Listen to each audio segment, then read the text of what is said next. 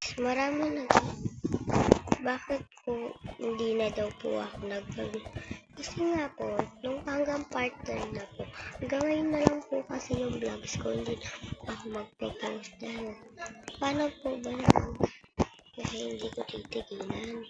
Wala nga naman po kasi ako, wala naman po kasi nagko-comment sa akin. Eh, sino po yung babasahin ko?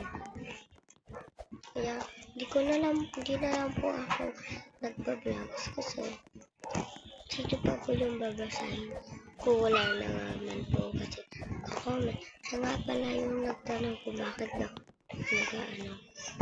Walang iba.